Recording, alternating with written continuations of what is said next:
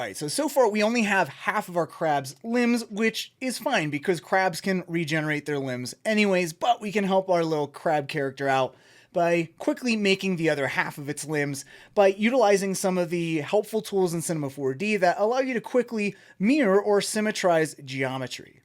So if we take stock of all the things we need to mirror, it's going to be your arm, the eye, and the leg, and we can kind of clean up our object manager here a little bit too by folding everything up here just to condense the space. Or if we want to quickly do this, we can go to View and then go to Fold All, and that will fold everything up. Or we can go to Unfold All, and that will unfold everything so we can see all our objects. So this is a really easy way to kind of condense everything in your object manager. Now the tool we're going to use first to kind of show how we can mirror things is the aptly named mirror tool. And it's very important that we build stuff, that we build everything in the center of our world space here. So we're building everything symmetrically along the y-axis here. So the one thing you wouldn't want to do is kind of like model everything off to the side and all willy-nilly. Like, you want to make sure you're building everything at the world origin, which is at 0, 0, 0, like right here. Okay, so I'm going to go and reselect by clicking and dragging all of my objects here.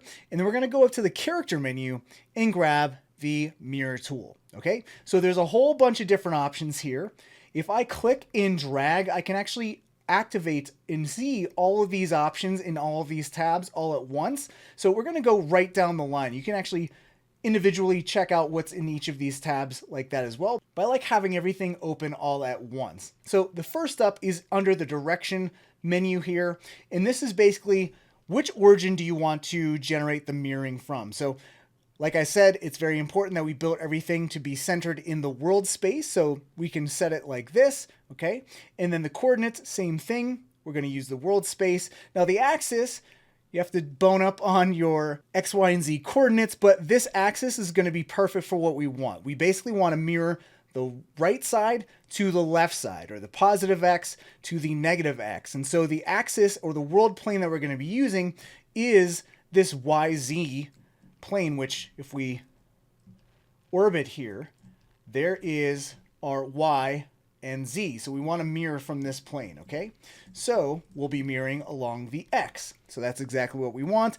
We're going to be mirroring from the positive side to the negative side. So positive X to the negative X over here. And then as far as properties, we don't want to rotate these objects. We just want to have them flip on the X and Y axis here. So we're just going to switch that. And then one of the really cool things about the mirror tool is that if you named everything correctly, so you can see I named everything L space and then whatever that object is. And we can take advantage of this and generate the right side and change all those L's to R's by using this replace and with under the naming tool here. So what I'm going to do is say, okay, replace L, and then I'm going to hit the space bar to make that space, and then with, and I'll hit capital R and space. So what that will do is replace anything that has L space with R space, okay? And so that's basically it. We just need to go down to the very bottom here under the tool menu, which again corresponds with all these menus up here. So there's a tool tab, and we're just going to hit mirror. And you're going to see two things happen. Number one, we just mirrored everything. And then number two, you can see that all the objects it mirrored, it did that naming switch where it replaced L with R. So R, I, our eyebrow. So very, very helpful when keeping everything nice and organized. And especially with characters, you don't want to be clicking and trying to figure out which is the left side, which is the right side. So naming everything just saves yourself from yourself a little bit later down the line. Now, the one thing I noticed is that, you know, I'm fine with the arms here, but the eyes I feel like are a little bit too close together. So what I'm going to do is I'm going to go to my move tool over here to get out of the mirror mode. And I think I actually want to, you know, rotate the eyes. But one of the things about mirroring is that it is kind of destructive. We can't easily move one side to the other. We can't easily edit one side and have it mirror on the other side. We kind of already did that mirror command. So one thing I'm going to do is show you another way that we can use symmetry and generate a mirrored or symmetrical side to our object. So what I'm going to do is I'm going to just click on the right eye group and delete it. So we're back to a pirate crab with just one eye. And what we're going to do instead is I'm going to go and grab a mirror tool. Now in this menu here is where all of our generators live. So generators are color coded green, and what they do is they generate new geometry based off of existing geometry. And this is opposite of kind of what the deformers do, where they need existing geometry to deform. Okay, they're not generating anything new, they're just manipulating already existing geometry. Okay, and so you can find the symmetry object in a lot of generators in this little menu here that looks like a little sphere trapped in a box. And we're gonna go and there is symmetry. It's this nice little butterfly here. And how a generator works or acts upon a piece of geometry is unlike a deformer where it needs to be in the same level of hierarchy or a child of that object you want it to deform. For a generator object, you need to place whatever objects you want to generate new geometry off of. You need to make that a child of the symmetry object here. So what I'm going to do is I'll go and grab and click and drag and move the left eye group right up above and place it below the symmetry object. So again, you need to make sure that your arrow is pointing down, and that'll make something a child of that object. And you can see that, okay, our symmetry object is already generating geometry. It's doing exactly as it should. And so if I click on the symmetry object here, you can see very similar options as the mirror tool, where you can choose which axis. And by default, it's already generating along the x-axis. And you can see, okay, it's generating from positive to negative, so that's exactly what we want. And one of the cool things about this now is we can go and we can rotate this, and you can see that the symmetry object, it's generating another piece of geometry live. So you're not seeing any other geometry. We can edit this piece, and the other side is being generated within the symmetry object. So I can place this as I want, and then if I want to go and say, okay, this looks good, but this side is the eye is facing the wrong way, we actually need to face it the same direction. What we can actually do is say, okay, I'm actually good with what this looks like.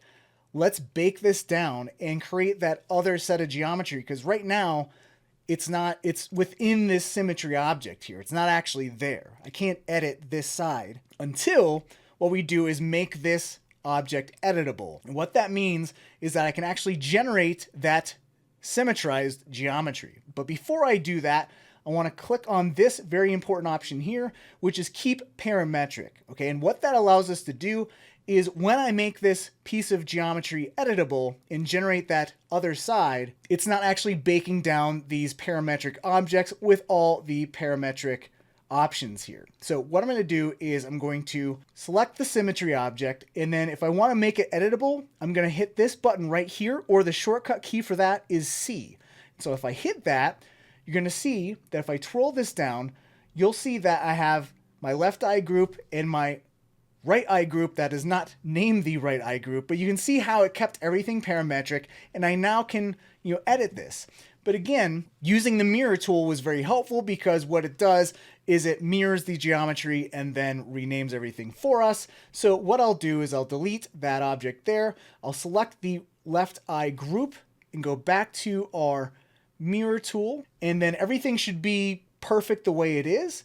And I'll hit mirror, and you can see, okay, now I have that generated geometry and everything got renamed to R. Okay, now what I'm going to do is I can remove these two objects out from underneath that null object that got generated when we made the symmetry object editable. So I can either manually move these out from underneath, or if I undo that, I can select the symmetry object and I can go to object and I can say delete without children, which means I can delete that parent object but maintain all the children objects. So some handy functions up in the view and the object here.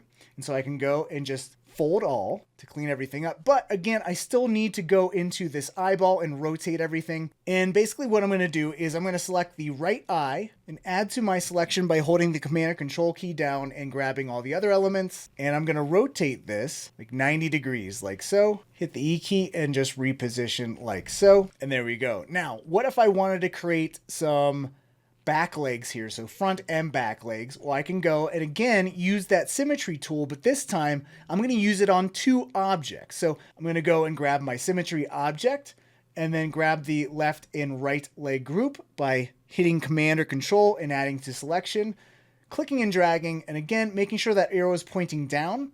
And you can see now the symmetry object is not really doing anything, at least that's what we think, because all it's doing is it's just mirroring or symmetrizing along the x-axis. So we're just generating the same leg that already exists there. So what we actually want to do is we don't want to create symmetry along the x, we actually want to do it along the z-axis here. So we want to create a mirror on the z-axis. So I'm going to go and on the z, go from plus to negative, and then basically what I can do is grab both my leg group objects, move them forward or backwards, and you can see that I just generated another object here. So what I can do at this point is kind of rotate the legs like so, and do the same thing here.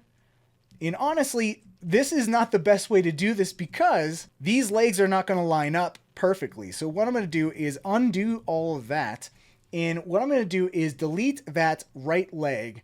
And I'm going to do something here where it's really cool because you can actually create symmetry along multiple axes here. So what we can do is we can stay along the Z, but we can also mirror along the X as well. And now check this out.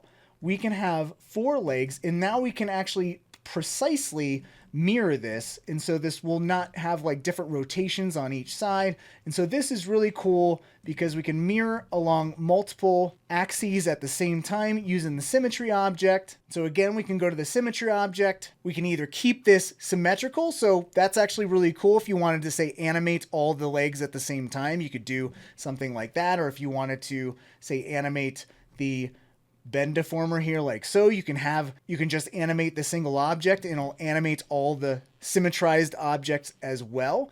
But what we're going to do is we're going to eventually just animate all these leg objects independently. So what we'll do is, again, go to the symmetry object.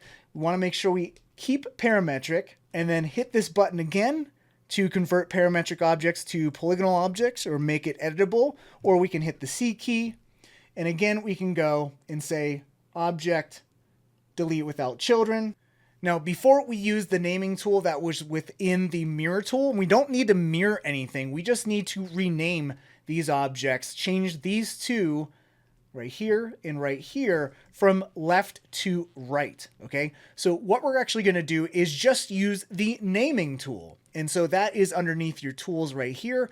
If we go to naming tool, same kind of thing, where what do we want to do? We want to replace L space with, and I'll tab over to with, R space, and then we'll go to replace name, and you'll see that it only replaced the parent name here. So what we're going to need to do is also select the children. So if we go to edit and select children, they'll then select the children. We'll do the replace name again.